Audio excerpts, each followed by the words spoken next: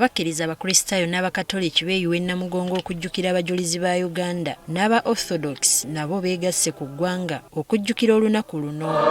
Bano nga basinziira ku Ekereesiya y'Omutukuvu Nicholas Namuŋŋoona bategese okusaba kw'okujjukira abajulizi abaatakabanira enzikiriza y'aba Orthodox mu Uganda okuli Bishop Sparta Mukasa Ssebbanja ne Bishop Obadia Basajja Kitalo.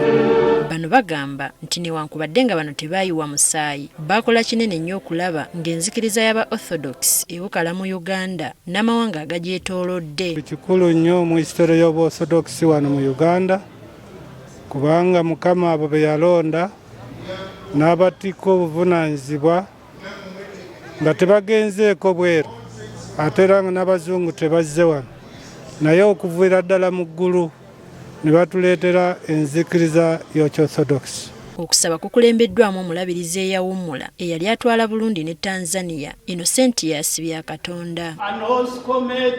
Bano batenderezza obuvumu n'okwagala okwayolesebwa ababiri bano ekyakoleza omumuli gw'enzikiriza eno mu ggwanga.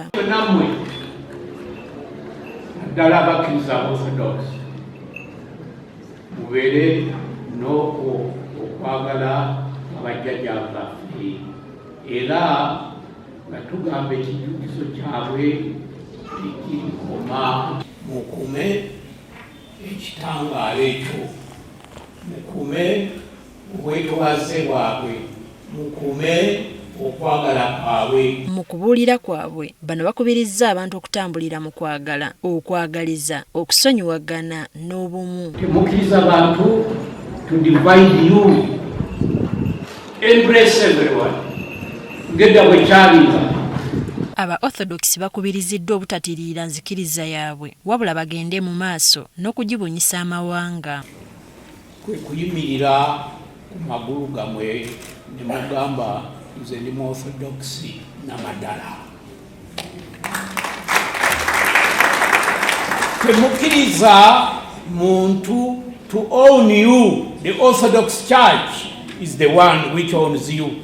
Wano Bishop Innocentius Byakatonda eyawummula asabye Pulezidenti Museveni nga naye bwe yeetondera bannayuganda naye ayimbula abantu abaasibwa olw'ebyobufuzi. Yakije ku ntobo y'omutima gwe nange musaba